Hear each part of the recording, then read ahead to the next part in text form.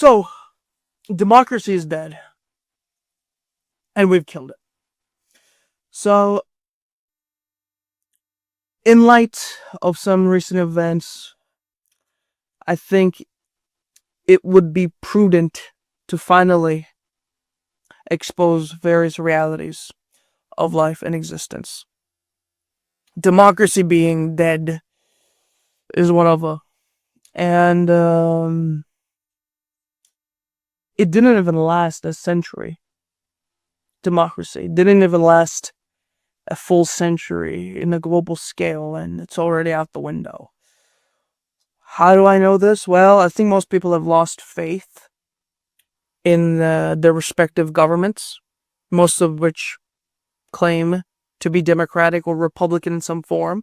But in order to clean everything up, let's go back. Let's do some semantics, okay? So what is a democracy? Well, there's two words in it, both of which are Greek. It's demos and kratos. Demos means people. Kratos means force, like extreme and hard force.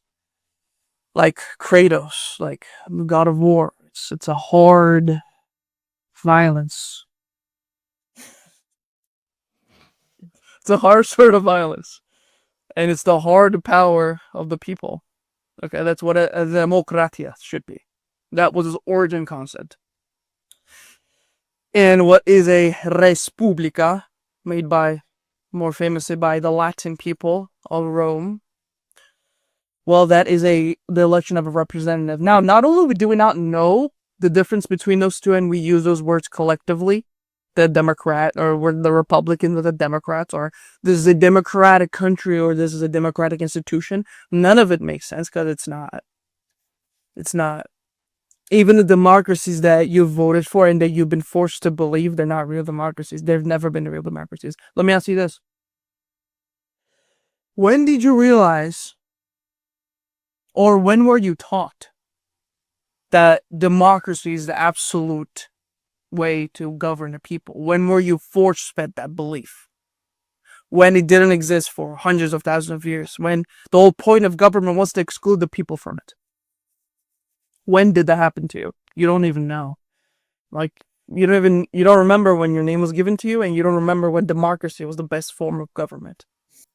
Lao Tzu, in the Tao Te Ching, I will paraphrase what he's saying, but Lao Tzu says that the first phase of rulers is the one that you don't know exists. The second phase of rulers is the one that's praised. The next phase of rulers is the one that you fear, and the last phase is the one that you despise. And that's the phase we're in. We don't fear our leaders anymore. We hate them. We despise them. It doesn't matter who's elected, who's the president. You will hate them. It doesn't matter. Basic case, most American presidents. Every single one of them have awful approval ratings in their presidency. Why? Because we hate them all. Because they're useless. And they've always been. And none of them are useful. And they never will be useful. And everyone that you can speak with in this day and age hates and despises their rulers. But no one does anything. Is that strange? No one does anything to change the setting, but everyone is unhappy. Let me tell you this also. We've never been tyrannized and exploited more than we've been today. Kings and emperors, Caesars, could not dream of taxing us as much as they're taxing us today. They couldn't even, first of all, most kings didn't enter the private abode, okay? No king could just walk up or send any emissaries into a private abode without any justification. Yet now, they know what you're speaking to, who you're speaking to, and what you're saying. There is nothing you can do about it. Before, we knew where the king lived, where the rulers lived. And if enough people were unhappy, we actually had this self-respect. We should cut off swear words if I say it. Monetization. And we should have the self-respect. We would have had the self-respect to unify and say, yo, that guy's taxing us. Like, we're dying.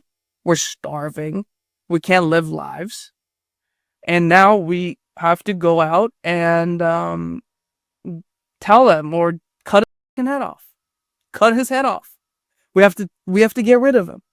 That's the age that we used to live in. That's why the American Revolution happened. That's why most revolutions happen. Now we can't even get out of our seat to display our anger. There's nothing you can do about it. And they know it. They will blatantly lie to you because this supposed democracy is the best. But the illusion of choice is the very power they have.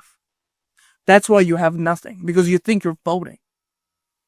Philosophers settled this argument thousands of years ago. If anyone has read any Plato, if you've read any political 101, any basic understanding of politics, democracy is the worst form of government.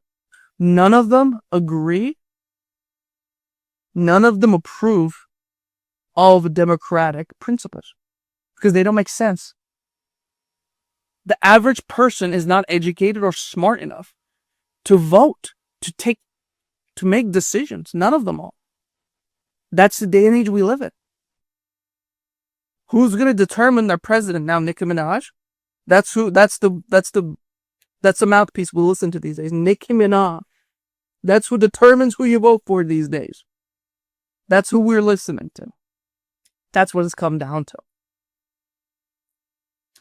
Oh, and by the way, the main argument that you will hear in current settings of intellectual debate is that free government and democratic governments lead to more prosperity. So, excuse me? When did we agree that prosperity and GDP is the only thing that matters in governance? What about the self-respect of a nation? The status, or as the kids say, the aura of a country? What about the standing, the happiness, or the birthdays? We're dying.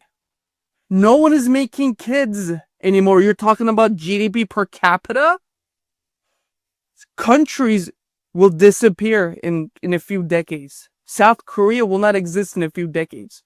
No Western nation is hitting the replacement rate in birth rates. None of the prosperity. Why does that matter? Why does any of that matter? We're dying. As a people and as a culture, we're dying.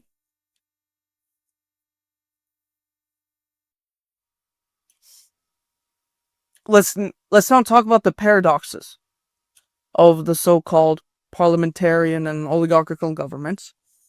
These democracies make decisions behind closed doors, behind veil, and beyond our reach and their democratic institutions. They make laws and decisions that we don't vote on. They make them behind scenes and secretly, which is a paradox because the very idea of a democratia is that the people know and vote on decisions. None of you vote on decisions.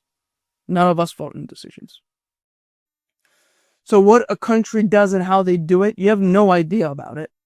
Now you're at war. You don't know why. You're supposed to hate a country. You don't know why. And you're supposed to pay for said country's war. And you don't know why. Because you live in a free and democratic regime. That's the reality that we're living in. You're living in a free and democratic regime. So you participate in war, whether you like it or not. Because that's a free and democratic regime.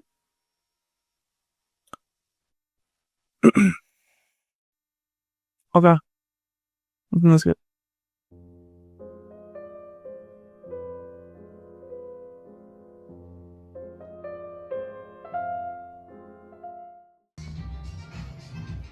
Bro, sometimes elevator music hits.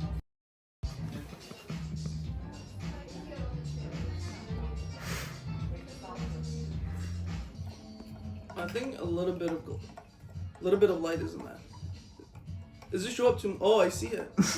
I see it on the computer screen. I just look away.